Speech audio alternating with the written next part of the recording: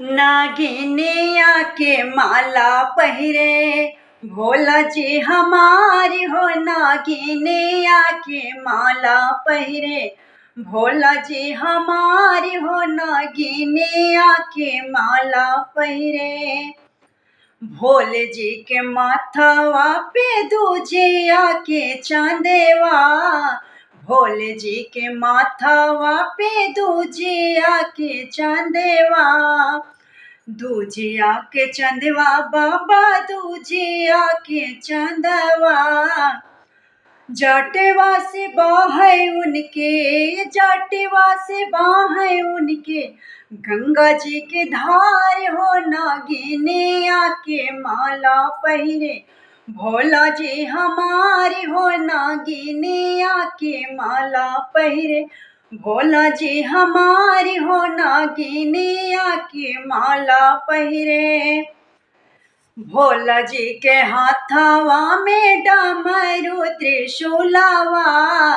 भोला जी के हाथवा में डमरू त्रिशूलवा।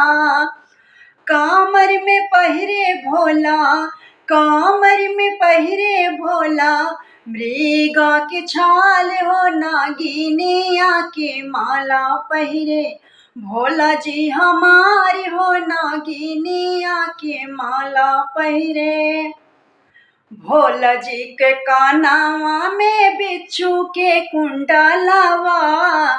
भोला जी के कानवा में बिच्छू के कुंडलवा।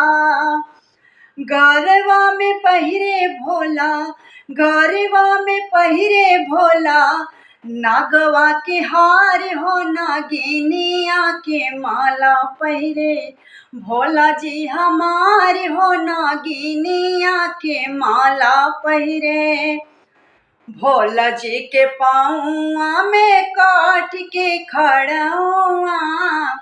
भोला जी के पाँवा में काट के खड़ुआ।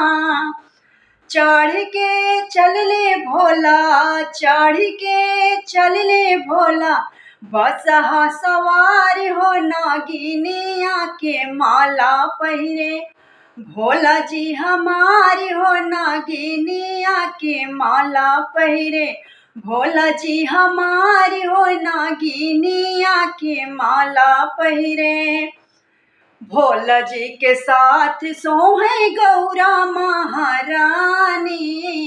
भोला जी के साथ सोहे गौरा महारानी।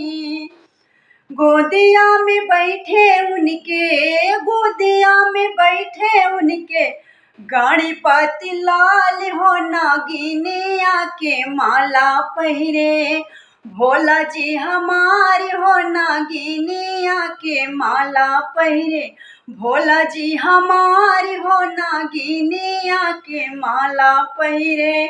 कैसे लगता है आप लोग कमेंट्स करके ज़रूर बताइएगा। वीडियो को फुल वॉच करिएगा। नए लोग चैनल को सब्सक्राइब भी कर लीजिएगा।